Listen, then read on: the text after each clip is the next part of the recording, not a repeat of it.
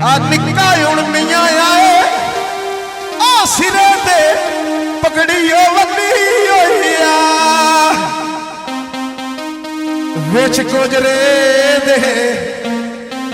ऐ भैया जेड़े कैमरे अगे होंदे हो ना बड़ी खुंदक लगदी है बंदा पता नहीं अपनी थानू शौक वीडियो बनवाने दा बड़ी खुशी ते काम करना ओदे कितने सिर ला रहे खैर आजीवे खतर